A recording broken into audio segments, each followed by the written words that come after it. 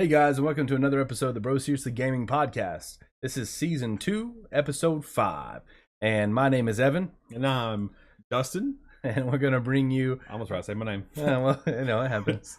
It happens to the best of us, I guess. So today we're bringing you two segments that were fan favorites that we both seem to really like, I think. So I did. That is the movie spotlight, or we turn a movie into a game necessarily. I wouldn't call it a movie spotlight. We still haven't thought of any clever names for that. No, we none of what we have. Any of the segments don't have any clever names. They're just like the title is exactly what we're doing. Yeah. So we're very creative, original people, detailed podcast. So and the other is a video game spotlight, which is going to be Conkers Bad Fur Day, which is a favorite of mine. I know it's probably a favorite of yours as well. Love that game. Played a shitload of that game growing up. A lot. My best memories on Nintendo 64, besides getting the Nintendo.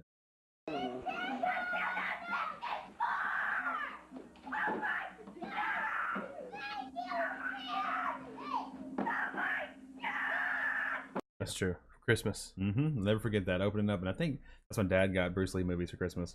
Probably. And we got those green and blue beanbag chairs.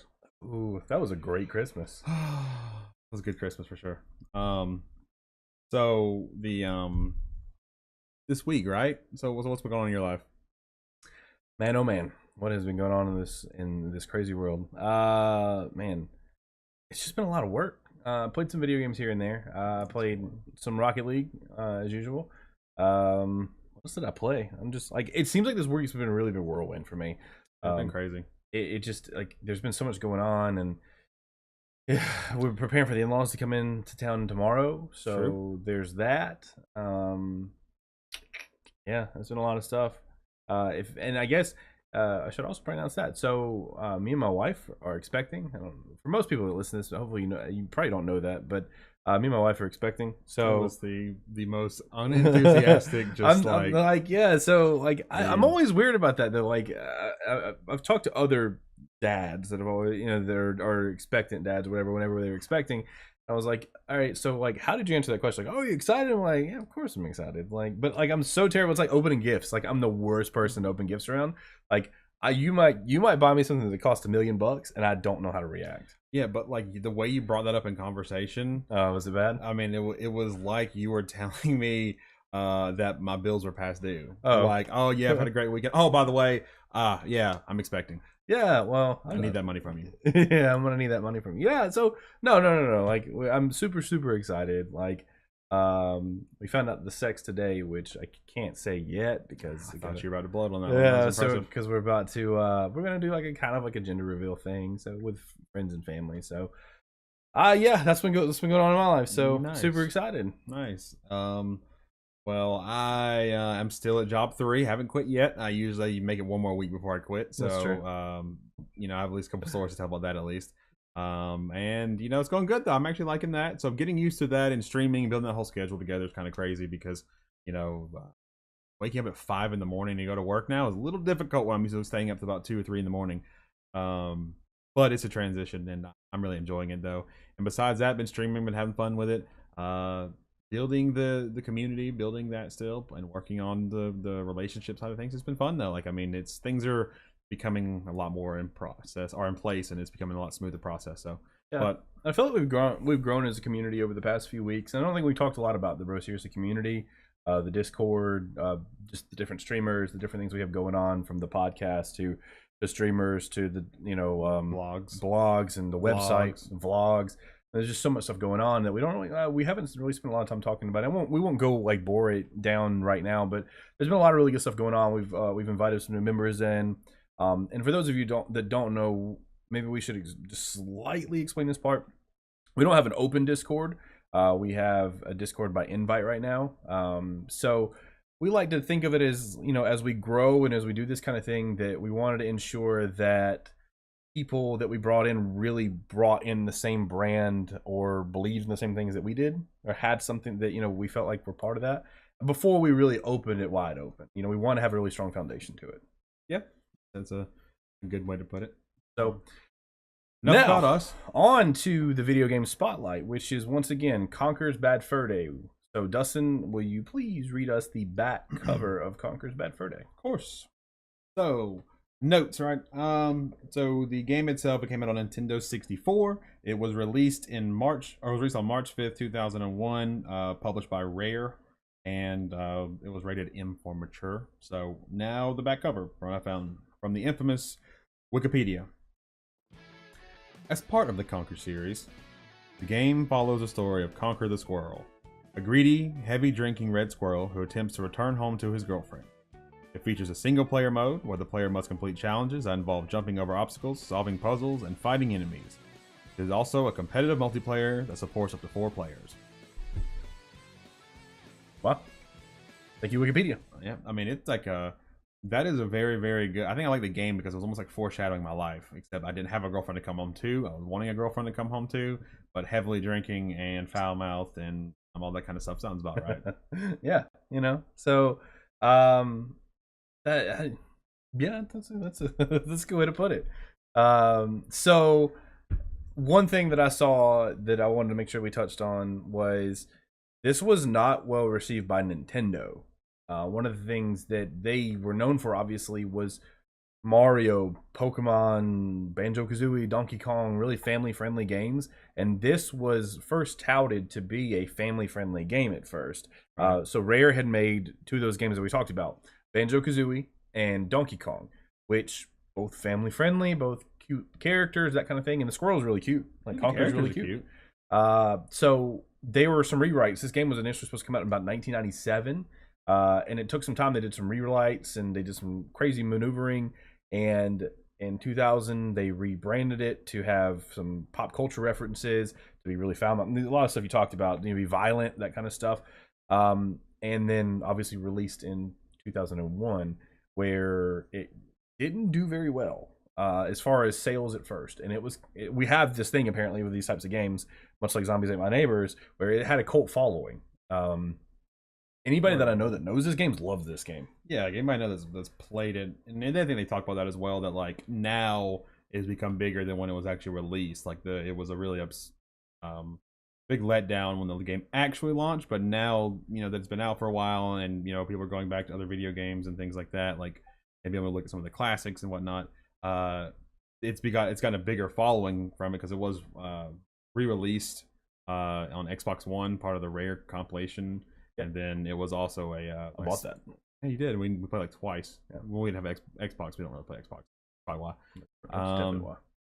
And then they released like a sequel to it, which I played a lot, but it wasn't nearly as good. I played it. I think me and Schubby played it because we were just we love Conker so much that we were going to just make ourselves like the sequel, and it just wasn't. It wasn't bad, but it wasn't the original. But and that's like a perfect transition into it, because I'm pretty sure this game we never really owned it. I don't know if we owned it. Maybe we did own it. I don't think we did. I think we always went to Schubby's house to play it. Yeah, I think we did only play with him, and so like being able to play that, and like when I was thinking back on it, which are my favorite Nintendo games, like that was legitimately the game I remember most on Nintendo 64. It wasn't Mario Kart. It wasn't GoldenEye. I didn't play Zelda. I didn't play any of that other stuff. Like, that was the game that I always remember playing, being decent on. Like, all my Nintendo 64 memories are on that. Probably some of my oldest memories I can remember fairly well. Like, I remember having Super Mario and shit like that, but like I actually remember sitting there playing these games and how to play these games and the maps and all that stuff. And like, just how many nights we stayed up playing that game at Derek's house with, oh my god, it's beautiful. Yeah. Now I didn't have much to say because I really want to go back on it now that I'm, I think I was too young to really comprehend it and to really play it, because in 2001 it came out. I was in first grade. 8. Yeah. Like I would like to go back and play the story mode. Like I don't remember the story. I remember the one place you always wanted to play. You had to put in the cheat code to unlock it. You remember what the cheat code was? It was like something soup or something. You know what I'm talking about? Now that you say that, I remember typing it in, but now I don't remember what it was at all. There was a cheat code. You can unlock all the story missions, but there was one story mission that you could do that replicated the Matrix, the scene where he walks in with all the guns and stuff into the building, and you do you go in slow mo, like you have your MP5 type guns and stuff that he has. That was like the only mission I ever played. I thought you were making a reference when you said the one, like when you were. Nah. I was like, because you kept saying the one. I was like, that's clever. That's clever, but nope. I'm gonna say it was subconscious. That's all I remember. I remember trying to play it before. I remember what the levels looked like, jumping around near the chocolate bar that would break off, and like you'd bounce around, and it was like that 3-dimensional world. I'd love to go back and play it. So like most of this spotlight, unfortunately, won't be on the story mode, but I'd like to go back and play it again and to actually try the story mode out and to see what it was like. I can go ahead and read about the single player mode because I have notes down on it. Yeah. And that way we can go deeper into multiplayer. Where we really want to go. Exactly. So the multiplayer or single player says that it features an overworld where people can transition from one level to another, but are initially blocked off until you have enough cash to buy it. You have to complete challenges, including defeating bosses, solving puzzles, gathering objects, and racing opponents that allow you to get money. And when you beat those things, they always give you cash, and use that cash to unlock the next level, next level, next level. And that's how you advance to levels and eventually beat the game. And you'd run around and smack people with a frying pan. That was pretty much the single player mode that I remember in the research that I was kind of talking about. But don't want to shit on the game because story mode that much. Yeah. So before we move on to multiplayer, 2 things. I guess I wanted to bring these up because they were part of like the overall piece of it. Is one is much like I talked about. It wasn't recognized by Nintendo, so Nintendo did not talk about this game in Nintendo Power. And then I don't know if anybody remembers KB Toys. That was like the Toy Story in the mall that you always wanted to go to. They wouldn't carry the game either because it was a Toy Story, Toy Store catered towards children. Obviously, I don't know what kind of Toy Store caters towards men or adults, but I mean, there are some. They don't really carry video games most of the time. I guess whatever. And then this game was not released in Europe. Nintendo Europe would not distribute this game. So just to give you, I guess that maybe gives you a little bit more insight into the vulgarity of the game. At the time, it really was. Like, it was extremely vulgar. Like cussing and stuff. The only word they didn't say was fuck. Things of it was like different tiers of cuss words. There's like fuck is, at the top usually. They would say things like shit and things like that, but they wouldn't say fuck. Yeah. Motherfucker, yeah, and things like that. It was really funny because it would bleep it out. You knew what they were saying. Yeah, you knew what they were saying. And it was like, because it was really cool because there's like these cute like little squirrels and cute like teddy bears and things like that. They were just like yelling obscenities and just really fucked up things to people. So I don't know how it was. I know that Derek and them had it, but like I think that's just where we played it. Yeah, we just played it because like so when we go to the multiplayer, right, and how vulgar the game could, because even when when Conker is trying to go back to his girlfriend, like he's sitting there, he's drunk all the time, he's stumbling, that kind of type of thing. There's blood in the game. You can like when you go into the multiplayer, like you can like chop people's like you can chop their limbs off and chop them in half and stuff. You can blow their heads up with the Magnum, the Magnum or the sniper. And so like it is a very, very intense game, especially first time, I think. Because like even like GoldenEye didn't really have blood or anything in it. No, it didn't have. I don't think it had blood at all. And so this game was really. I mean, that's why we liked it so much. But the multiplayer for me was like the first. I think it was like the first real split screen one. I mean, there was GoldenEye, but for some reason, I played it a lot, like I said earlier. But this one was the one where we'd sit there and we'd play all the time, and like you had 7 different modes you could play. Yeah, you have Raptor mode, War, Race, Tank, Deathmatch, Heist, and Beach. So 1, 2, 3, 4, 5, 6, 7. Yeah. 7 modes. 7 modes. So the one thing that was always really fun to do, I loved doing the beach. I thought the beach was really, really fun. The beach was really cool. I have that in all games now, and like for them to do it that long ago was really cool. I don't even think there's really anything. I can't think of anything that does like the beach. Oh, there's stuff like, I mean, because the beach is pretty much where you are. You can have different teams. One is on the teddy bears, one's on the squirrels, and then the pretty much storming the beach of Normandy, essentially. And you're running through the map, and the squirrels are trying to make it to the other side of the map, but the teddy bears are shooting either a sniper rifle in one tower. There's a big turret machine gun in the middle, and on the left side there's a big rocket launcher you can shoot at people. And so you're just trying to stop them from getting across, and like you keep respawning and going across and going across. So they have stuff like that where you storm Normandy, but like this was like a cool way to do it with like 2 people. Like the new Call of Duty has a war mode, and you can do you actually go on the beach and there's people trying to storm it. Like that's kind of cool. But yeah, this was really cool to do, especially for it coming out in 2001. There's Medal of Honor games. It did. Yeah, I think the one thing that was different about the beach was that if you were the teddy bears, you had the weapons. If you were the squirrels, you had no weapons. You literally just tried to hide and then maneuver your way through. There were different ways. So I remember the map was kind of like almost like a castle.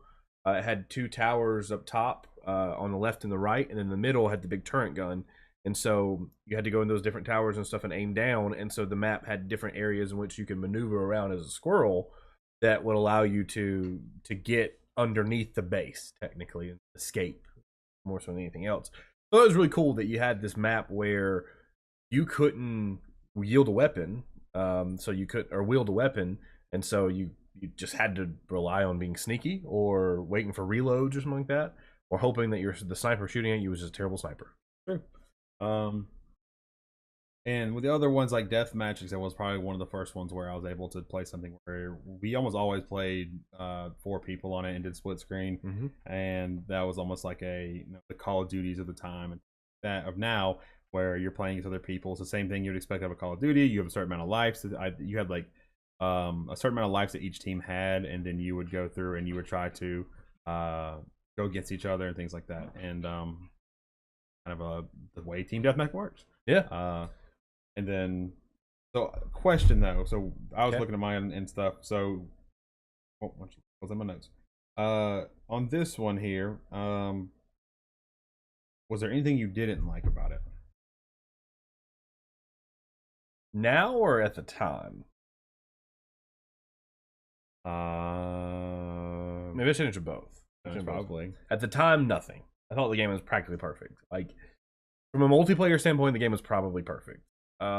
It was really fun, like we said, and like it was bloody, but then like it was really funny because like you'd shoot a teddy bear with your machine gun and he just shot out stuffing. Like it wasn't like bloody, true. Right? You had like your katana sword and your stuff you can cut people's heads off with. The sound effects once again. Yeah, and like there were so many pop culture references too that I didn't realize until later on down the road. There were pop culture references with like Alien and the very beginning scene when you turn on the game is actually a pop culture reference to Clockwork Orange, so that's kind of interesting as well.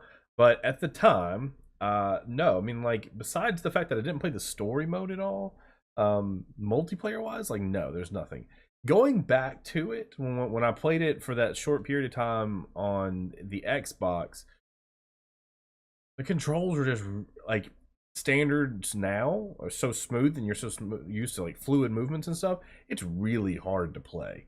It's really hard to aim like that, and like the frame rate skips and stuff that happen. And I saw a little bit in my research that people did make reference to that every once in a while, but it was hard to get back into.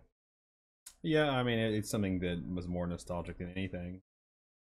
Yeah, it's still fun when I was playing it, but it's just hard. It's still fun, and that was the one thing that I had on there too. Like at the time, that's identical to I said it. For me, it was more like with aiming the guns a lot with like the snipers and how you moved it and stuff. Like it was like you could. I mean, granted, it's not as smooth as it is now. You couldn't run 64 games at 200 frames a second. True, and you can see it there. So looking back on it, it's a little stiff and being able to move it that way, but that was the only thing. Same way, like everything else, the game modes, the way you could, all the different game modes you had, kept it interesting. You had things like heist and other ways to keep it interesting, where you wouldn't just play one thing and get bored with it. So that was really, really cool, though. Yeah, I mean, I think for me, I can't think of much like you. I can't think of a game that I enjoyed more in my childhood and growing up than Conkers Bad Fur Day. Like just sitting with 4 controllers, Indian style in the living room, like just going to town. Like it was fun. It was infuriating. I would get super mad. But even then, like having like bots and having those characters in there, if you set them to the right difficulty, they were hard as shit to kill, and they killed you all the time. Oh yeah. Sometimes the bots would win. Like that's how hard it was. Yeah, you could turn like the what's it called, because AI, so it's the Einstein difficulty. Yeah, it was Einstein difficulty. That's right. Which was so hard. And so I have a really cool concept, because one that we talked about, when we don't talk about enough on the podcast, which we're getting better, we're going to start to incorporate more into, but in esports. I had a really interesting esports idea, actually. Okay. Yeah, I'll tell you about that. Okay. So esports, right? We don't talk about it enough. That is we're pretty much games are going to be played professionally as a sports team, right? So you're looking at it as if it was like football on TV or soccer or basketball, the NBA, anything else like that. You know, Overwatch is big into it. There's Counter Strike. There's Call of Duty, stuff like that. I mean, there's a bunch of different things you can do for those. But anything that's competitive, honestly. Yeah, interesting when you look at though, they have certain things that are certain games that are built just for that, or they have tournaments for that.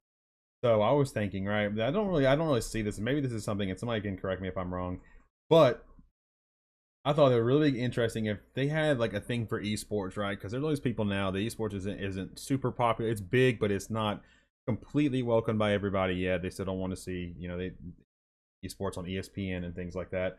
But like to get those people who are more nostalgic and to bring those people into it, and to get them maybe an older generation or an older crowd, is to get some older games such as this and have them to, instead of sitting on computers like they do now, where you know the team's 5-on-5, you have one side of the room with 5 people at one table, and the other side of the room there's 5 people or however many.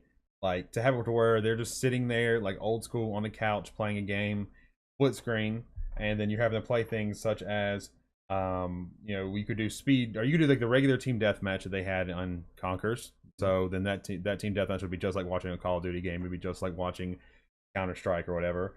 And then you could also do some of the other game modes to do like speed runs and stuff like Heist, where you were these big like that was off for what movie was that? What reference is that? Reservoir Dogs. Yeah. And because you're just these big like 4 hound dogs or whatever, and you're running around and you have Tommy guns and you're in business suits robbing a bank, but it's done by time, and so it'd be cool to see that. Because you could do like 2 team, if there are teams of 2, so you could do 4 teams of 2, or no, you couldn't do that many. You have like a bot with you, I think. Yeah. And to be able to see them do speed runs against each other and have esports that way, to add the aspect of, you know, gamers playing right next to each other is kind of like that feel that a lot of people grew up with. But then also, it'd be cool because then you don't worry about hackers or anything like that. What you're worrying about is fucking screen lookers. That's true. And that's even worse. Yeah, that's even worse than hackers. And you know for a fact they're cheating. I mean, even though they deny it, they're fucking cheating. They always screen look. Everybody's done it. If nobody knows what screen looking is whenever you're sitting there playing and you're on split screens, you're sitting beside somebody and they look over or look up and they see where you're at and they know what you're doing because they look at the screen, so they're paying attention to their own fucking part of the screen, and they cheat. The most famous screen looking aspect is GoldenEye.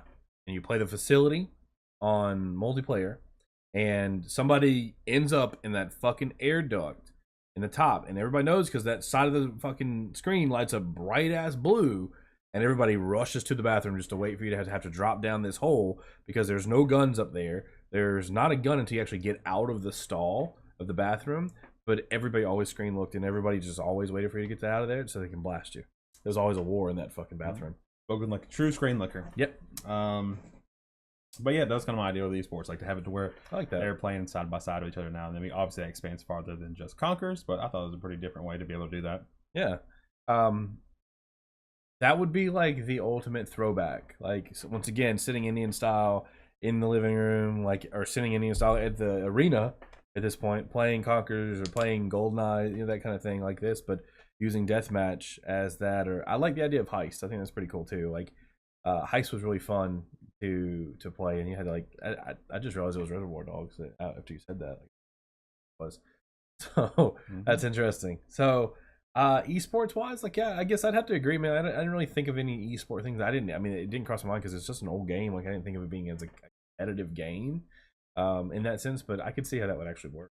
So the next piece that we have for this is how would you position this to people outside of gaming, to non-gamers? If I was going to position it as someone, I would take, I mean, I guess somebody who's just looking for something not really serious, looking for something old school to play, something to sit down once again and to kind of kick back and be nostalgic with it, that wants something that's not all cartoony and stuff. I've had problems with that with Nintendo, where I couldn't really get into games because I wasn't huge into the whole cartoon aspect of the video games. I wanted something realistic, but something, I guess, more violent and more, you know, like violent video games. Yeah. But somebody who's wanting that and they like the pop culture reference like Reservoir Dogs or The Matrix, and they're just looking for something different that was different around this time and not just the standard, like, oh my god, everything's beautiful and colorful and that kind of thing. Yeah, I think when I looked at that and I looked at the question of who maybe I look at it also as a target audience. It would be people that watch things like South Park, Family Guy, people like satire, comedy type stuff like that. I think that really plays towards that type of audience. And then I think anybody that's ever enjoyed playing a Nintendo 64, like that controller is just so awesome. Like there's never been one like it. And it's never been replicated. Even Nintendo hasn't replicated that thing again. Just had that big ass piece in the middle with the stick that like when you like went to your friend's house and they had like fucked theirs up so bad that it just like swirled around, and then you had the Z button on the back. Like, I mean, just that nostalgia alone is enough to pick it up and play. It's a beautiful control. Yeah. Oh well, that is Conkers. So go check it out. Game by Rare. Our favorite game on Nintendo 64. Yeah. So go check it out. Yeah, and before we leave it, it received a 92 out of 100 on the Metacritic. So very, very well reviewed. And it had kind of graphics beyond its time. Nothing else had looked that good on a Nintendo 64. So check it out. Make sure you look it up. I actually saw where PewDiePie does a video of it. I disclaimer, I've never really watched PewDiePie before, like except for the one video. But it was hard to watch. It was really annoying. I wasn't a big fan of it. Kind of ruined some of the gameplay for me. But if you want to check it out, if you want to watch, if you like PewDiePie, he does a run through of some of it for about 25-30 minutes. That was pretty cool. But there are other people that do it as well. So cool. Let's move on to the movie turned into a video game. So you chose this movie actually. So tell us what movie you chose. I decided I was looking at movies to kind of to turn into a video game. What would be different? I had a couple ideas pop up, Googled it, and they were already video games. So I was like, fuck, I can't do those. Even if they were shitty video games, like I was like, it still counts. Yeah, it still counts. And so I was like, all right. So then I used my very sophisticated tool, and I Googled top movies. And it was like top 50 movies of all time, and like this movie was like the 48th or 47th ranked movie or something like that. And it's called Whiplash, and it stars Miles Teller and Terrence Fletcher in it. J.K. Simmons. J.K. Simmons. Oh, I wrote those backwards on mine. One's in parentheses, one's not. Oops. Oh well. Okay. Oh well. But it's a really awesome movie. So Evan, tell them about the movie. So I would say Whiplash is probably my top 10 of movies that I've ever seen. So I tell people all the time that watch this. Well, let's do this first. It's about a drummer that is he's a first year jazz student at a really prestigious school, and he's working to get from the basic band to the studio level band that they have that performs and that competes. And he's got a teacher who's Terrence Fletcher, who's a massive dick, who just verbally abuses him throughout the entire movie. There's some great sequences in there, but I don't want to spoil too much for you. More than we're going to do while we talk about this. Yeah, I mean, we're probably going to spoil some stuff for you. So if you haven't seen the movie, I probably would tell you to not listen to this portion of the podcast. And wait until you watch it and come back and view it with us. Or if you're watching, then you can come back. If not, you can just pause it and then come back to it later. But this movie, I would say, is in my top 10 movies that I love. And what I tell people all the time is that this is the most uncomfortable movie and tense movie to watch that has no hand-to-hand violence, combat, nothing. It's just extremely tense, and it when you get done watching it, you feel like you kind of have to sit there and breathe for a second. It's really intense. So intense, but it's so good, so good.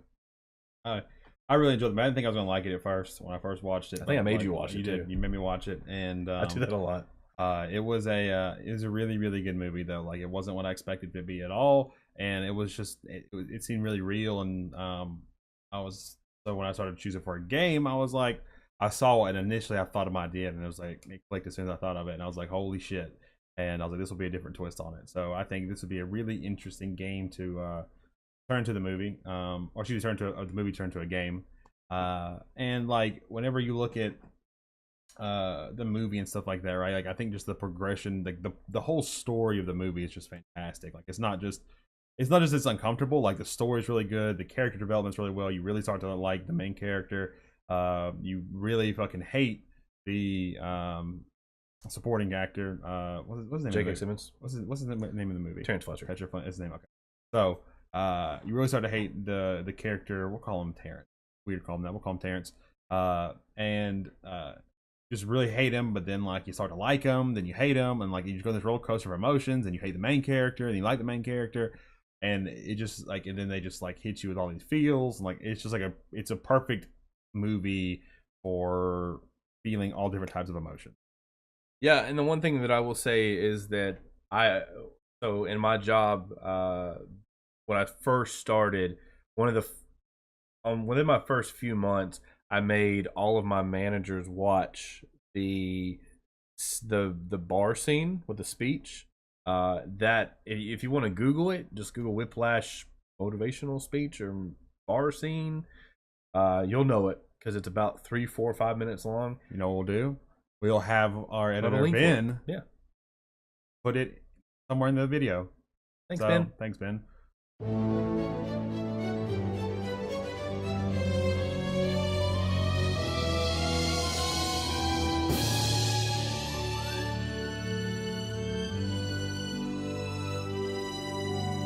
I was there to push people beyond what's expected of them.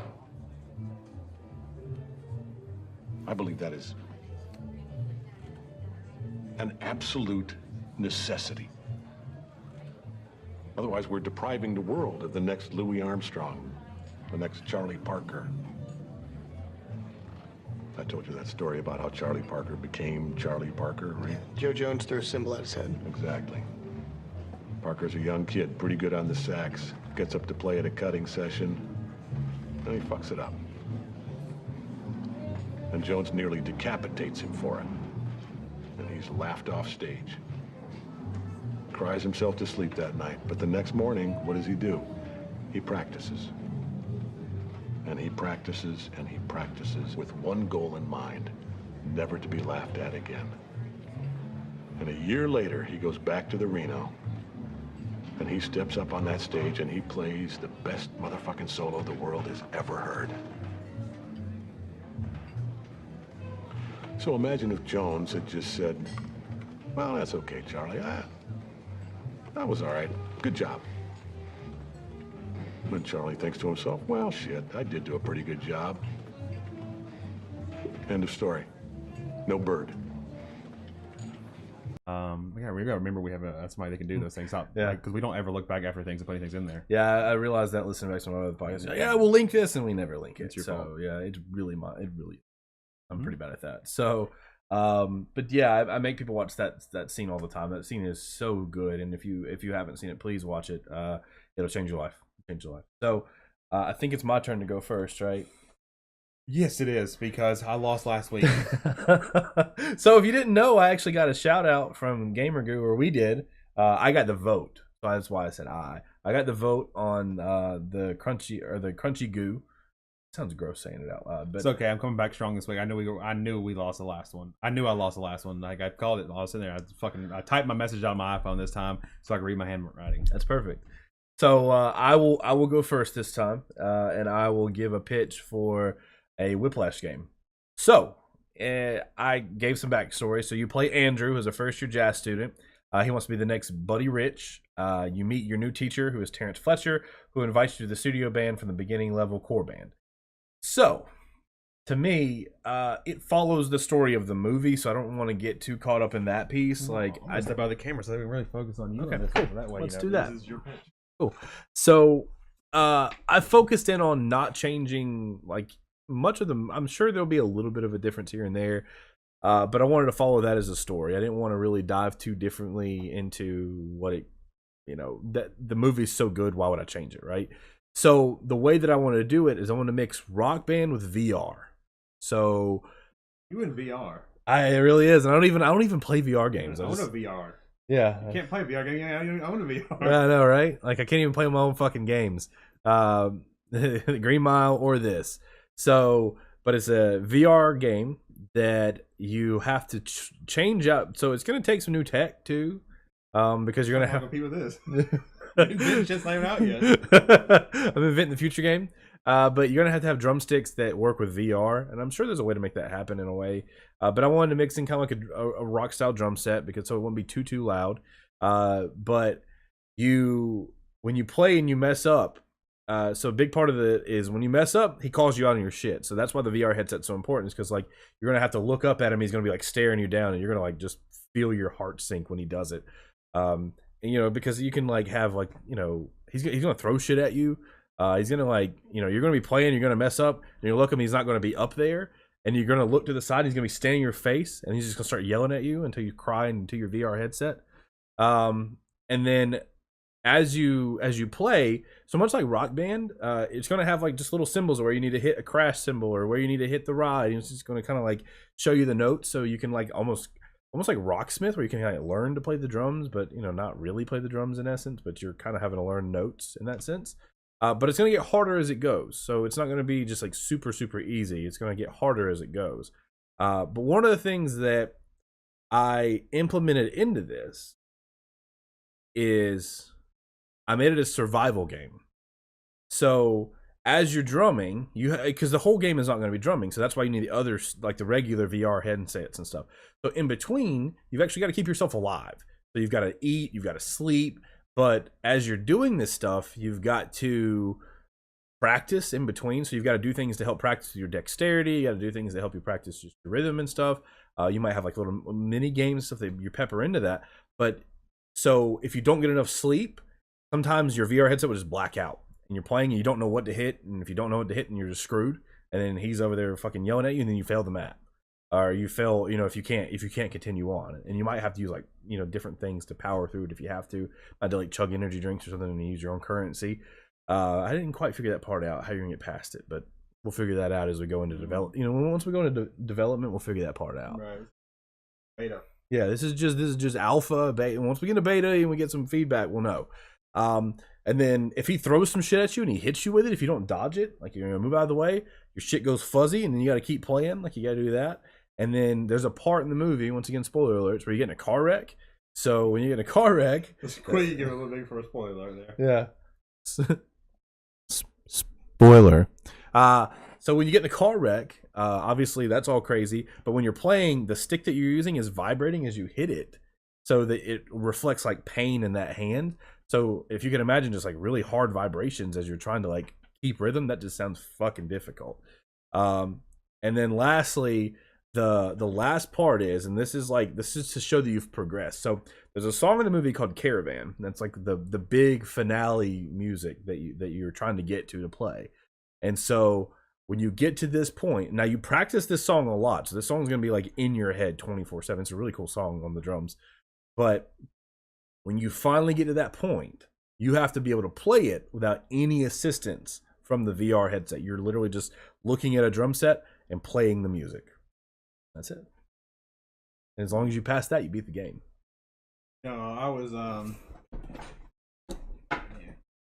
I was really waiting for you saying, yeah, it's an open world. I was really trying to not do that this time. But that was really cool actually, because I didn't know this was part of the rules. But I was wondering, I have these ideas, and I was like, but this is not possible to do yet, so I don't know how I do that. But I didn't know that you just create it. So, well, fuck, this is notes for next time. You create new tech. I mean, I guess you could use like the Rock Band drum set and just kind of, I don't know. I guess like Beat Saber now. It's like virtual. And you could do that. You could probably do like a Beat Saber type thing. Like I think it still would have the same effect. I think it would just, drums are just so, you have to feel it so much, like, and you have to feel like the repercussion of it hitting back and stuff. Like, I feel like it'd just be cooler if it was like legit. Oh yeah, no, I agree. But if you had to, if we can't create new tech, then you do Beat Sabers type shit, and you have to be able to do it from memory at the end. Okay. So you touched on a little bit though, it having some side missions, side game. Yeah, more or less like. So if you want to do dexterity stuff, it might just be, since you have those, where you're walking in the street and like you're like almost like having like a musical type thing going on, where you're having to like just like hit off, pots and pans and crazy shit. Or maybe like in your kitchen making some noodles, and you're like, oh, like let me make some fucking some noodles, like just like crazy shit like that. Like fucking High School Musical. yeah, it's gonna be a High School Whiplash Musical, version. the Whiplash High School Musical. Okay.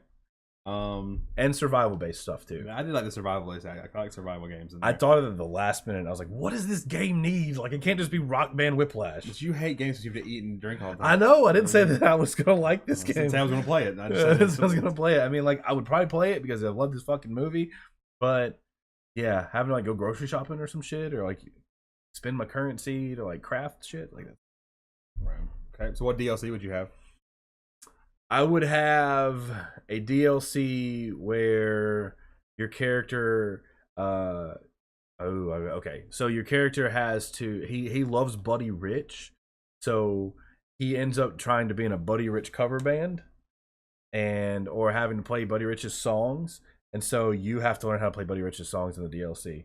And they're fucking insanely hard. I looked them up before I played and I was like, nope, that sounds terrible. Okay. I like that. DLCs. Oh, I had a question I just want to ask you too, because we're going to talk about DLCs. Okay, so who would your target audience be? Obviously, I think a lot of it goes towards the Rock Band type people that play that, but any cinephiles too, I think. Like anybody that really loves cinema, that really loves this movie, like and wants to like experience like that first person experience of like getting a cymbal chunked at your head, or having some man just like berate you until you're into tears. Who wants to experience that? I don't know. Those people that want to experience this, Yeah. I've always thought about wanting to know what it's like to get cymbals thrown in my head and a man berating me. Yeah, I mean, just yeah. So I think there's a type of people that just want to be able to experience like movies, like sitting in the driver's seat, like. Fuck, dude. I mean, you played Resident Evil 7. Like, you kind of. I mean, I kind of made you do that, but it's subjected to being in like fear. Like, it's kind of what horror movies are. Yeah, that's true. That's why I don't like horror movies. I guess that's a good question to ask. I don't like horror movies. I mean, I guess like I'm targeting horror fans too. Yep. Just like psychological abuse. Yep. I guess so. Last question, I guess for me. Multiplayer. Yeah, you do multiplayer for sure. Because there's scenes in the movie where you have, and this would be kind of cool, where, I don't know if I'm sure you remember this, like, where him and the other guy are having to audition for, like, 5 hours. And so you could do drum offs. You really could just do drum offs of Caravan or other songs within the movie.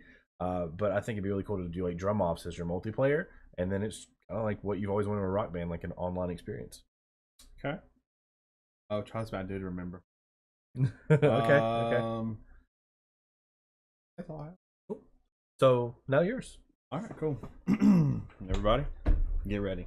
I just want to say I'm sorry for last week. That wasn't my best performance. But I'm coming back harder and stronger this week. So here we go. So first and foremost, though, this is a Guitar Hero / Rock Band type game, right? It's going to have, but the difference in this is that you're actually going to have a really, really in-depth story. Something that Rock Band never really had. You played your sets, you did your thing. They tried to incorporate some cinematic stuff into it, but it was really cartoony. It was really stupid. And the new one, like they changed the controllers, like on a live stage, that was kind of cool. But like, it's not an actual story where you get to go through, make decisions, make the game decisions in the game, and to influence the outcome of it. You just came and played the songs, and it was over with. So this one, I wanted to add something different to it because it's, like I said when we went over the movie in the beginning, like the story of this movie is just fantastic. So for people to be able to live it and to experience it, I think brings a deeper meaning to it, and being able to play it along as well. Not just because you want to experience someone, berating you or throwing cymbals at you, but because you get to, be deeper in depth on it, will add to it. So how the game plays, though, in the same way, it's going to take a step back, because a video game has to be a little bit deeper, right? You got to have a little more backstory. People are going to invest more time into it. People don't invest 300 hours into a movie, right? They want to invest that into a video game. So if for anybody out there who played sports games, this is going to start out just like NCAA did, where you started in high school. You're going to start in high school with Andrew, and you're going to show him where he's like top of his game, playing the drums in a concert band, and that's where like he's there. He's playing the drums, you know, whatever. He gets a scholarship offer. You have to be able to pass that, where he played good enough to get your scholarship offer, and from that point you get accepted into the school. So the whole plot of the game, right? Before I go into just the really specifics of it, is the whole plot is you're just trying to keep leveling up in the game and going from high school to getting your offer letter to going from the bottom and nothing in the music academy to being, you know, the backup, then from being the backup to being the starter or the main drummer, and then from there you're trying to be able to go even further and being able to you know, potentially make it as a musician. But I think for me the game kind of it ends at the it ends at that point. I'd say it ends once you beat the final mission of it, but we'll get into that in just a second. Now after that though, the game itself, and much like I said, this was my struggle with it, right? Is that I was like, well, how do you incorporate this game to not be boring as shit? Because one, you don't want to just play a game and, you know, have all these cinematic cutscenes and have all this conversation dialogue, especially when you're playing like Rock Band and Guitar Hero and stuff. Like, you want it to be engaging. You want to be able to keep you want to be able to keep your attention. So the different ways of this is you're going to be able to use the drum set like Rock Band as a controller itself. So think of, you know, it's like if you're going to be able to, you have to be able to, you know, run and be able to hit stuff on the drumstick. So you're constantly practicing, but you're doing things while you're doing it. You know, like the story will progress and you have to hit buttons and stuff like that to progress to the next thing. Use them as the A button or X button, whatever system you play or however. And you use that to progress. You're going to be choosing different options, and different options are going to play out to be maybe take you down a harder path for a song, or maybe take you to the easier path for a song.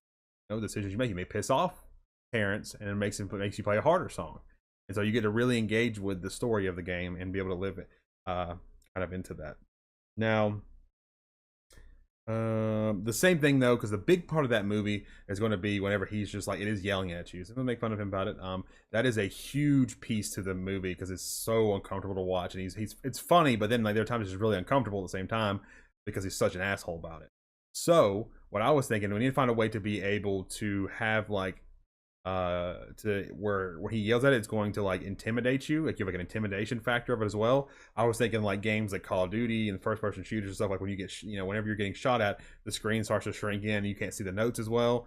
And then also whenever you are you also have a fatigue meter, and so like whenever you mess up though, like your character may get tired, or the longer the song is, right, you mess up and you have to start over or do something, your fatigue meter goes up, and so maybe it makes the thing go faster on the screen as Rock Band would. So then you're actually trying to play faster, so it makes you tired. And then, but that also, when you mess up, it pisses him off. So then maybe that will in the game start to increase the difficulty as you're playing it. So you may start off on medium difficulty if you can, and then, but because you keep fucking up, it's going to slowly and slowly progress to become harder and harder and harder. So you fail, and then he yells at you, and you fail that guy. That was that one. There's also going to be a non-story mode version of the game. So just people who want the Rock Band experience, maybe you have the non-story mode version where it's almost like an arcade set, and you're just like, oh, cool, like I'm gonna play the game, and it's going to be super sweet, and we're gonna play the set our songs set, all that kind of thing. And maybe it skips all the dialogue and cutscenes. You're just unlocking it as it goes by to see it, not have to do that.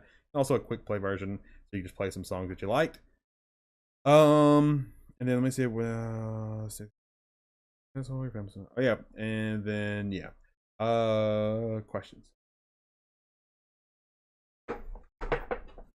Yeah, so I think you might have kind of mentioned this a little bit. Is there like a leveling system that you have? Like, do you have like some type of leveling system of like how you get better, or like do you do that?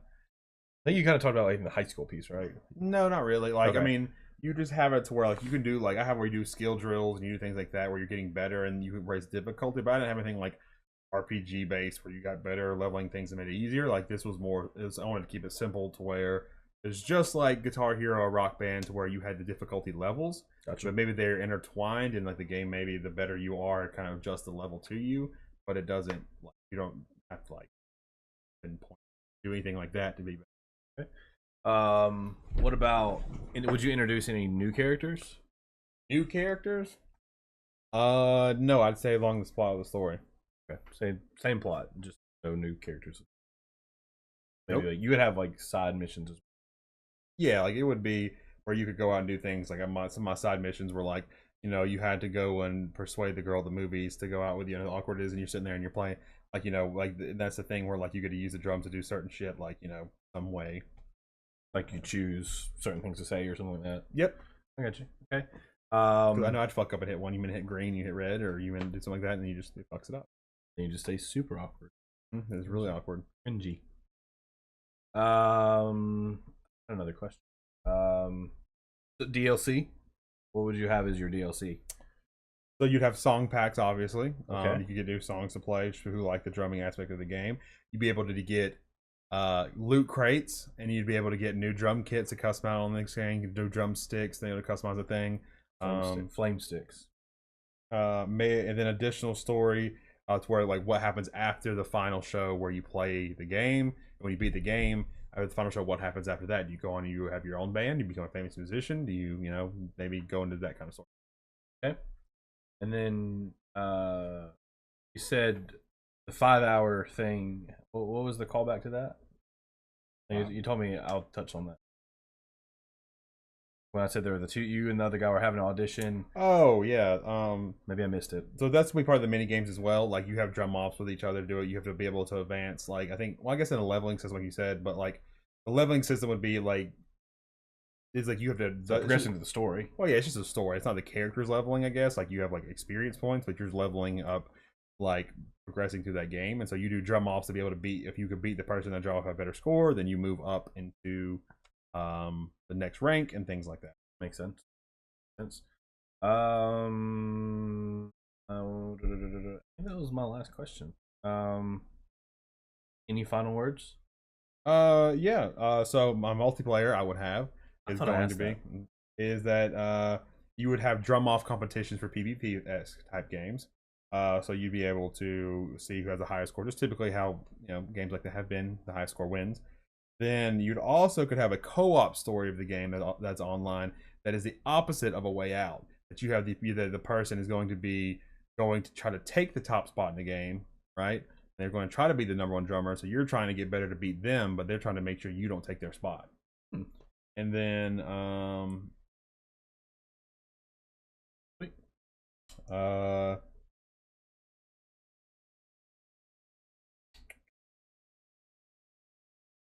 nope, that's about it, I think. There we are. I was thinking of hashtags for this one, so for you guys to vote. So will we do Creeplash? Creeplash? That's a wordplay. Creeplash. So hashtag Creeplash to vote for Straight Creepins version of the Whiplash video game. And Crunch-Lash? I think it'd be Crunch-Lash. Crunchy-Lash. So Crunch-Lash to vote for mine if you like my game. So you know which one to vote for if you want to be right.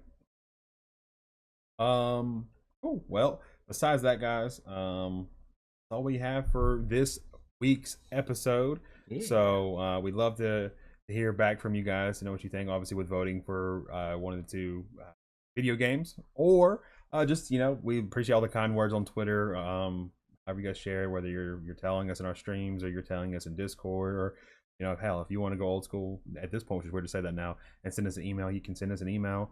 You probably don't know what our email address is, but fuck it, find it, broserious@gmail.com, and then you could you know, we really appreciate that kind of stuff. Like it means a lot to us knowing it. Like we've been talking about a lot, like the podcast we look forward to every single week to do. Yeah, for real. It's awesome. It's competing with streaming. I love to stream, but it's getting up there with streaming that I look forward to it. And so we can ask for a better audience to share our stuff with and to really take the time to listen to it and give us the feedback. So thank you so much for all that love from you guys. Next week, though, be prepared because we're going to have a special episode for you guys. You know, we were talking about kind of stuff going on work and stuff. When it comes to the daily vlogs, my streams, all that fun stuff, you guys are going to see a whole different version of Bro Seriously because I will be out for work all week. I'll be leaving on Sunday. I'll be back next Saturday. So I will not be doing really anything with Bro Seriously. I will be more behind the scenes on things and just kind of saying hey to people, showing support, networking, things like that. But when it comes to content creating, will be left up to everybody else. So I'm excited to see that. We're going to have a special guest on for next week's interview. And we are going to have a new co-host for next week. So I'm going to be here. Mm-hmm. And the one that you guys love, well, Mr. Kale. Kale will be the co-host for next week's episode as they interview a really awesome streamer, really awesome content creator, and I'm really excited to just to hear this interview and to just to get the content. It's gonna be amazing. I'm so fucking excited for next week's episode. Like I'm so like a kid. I'm not gonna be in it. I get to look forward to releasing. Like I'm not gonna listen to it early. Like I'm just ready to get it and listen to it. Like it's like I've never heard it, and whenever we release it to these episodes, I've already heard them because I've been part of recording them. Like this one, just like I'm so fucking stoked to listen to it. But besides that though, sign us off where they can find us. Yeah, so you guys can find us at thebroseriously.com for blogs, vlogs, videos, any content that we possibly have is there.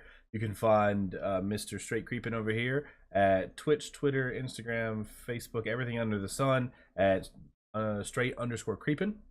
And you can find me, Evan, the Sir Crunchy, on Twitch, Twitter, and Instagram. So the last thing I was going to tell you guys is send us your ideas. I think that's a really big part. We're very community driven, very audience driven. If you have ideas for video games you want us to spotlight, if we've never played them, we'll try playing them if that's possible. I don't sometimes system wise if you're going retro or something like that, but if it's newer or something like we can grab on the PC or Steam, we're always down for it. If you have movies that you would love to see turn into video games that you'd like our take on, but please, hit us up on Twitter, hit us up on, on Instagram or social media, hit us up in the Bro Seriously email, which is really strange to think that is like an old technology almost. Yeah, I don't ever check that email. Yeah, it hits my phone. That's the only reason I see stuff. So like if you send us something, I'll see it. So yeah, that's true. That's terrible. That makes sense. I would never thought. Yeah, I'll see it. It hits my phone. But yeah, it hits my phone. I don't like actively go look for it. But hit us up there if you have anything you want us to do. We are always down for something like that. But beyond that, guys, thank you so much once again. As Dustin had said, we really appreciate the kind words, the interaction, the voting. Everything under the sun with these episodes. It means the world, and just the interaction you guys have has been fantastic. We can't say it enough how much we appreciate you guys and how much we really love doing this podcast, not just for ourselves but for you guys. It really is fun, and just to hear the feedback, it just keeps. So until next time, and when we see you next time, I'll be sitting here with Kale. So we're gonna wish Mr. Creepin a safe flight, and we will see him back in 2 weeks. So thank you guys, and we'll talk soon. Bye.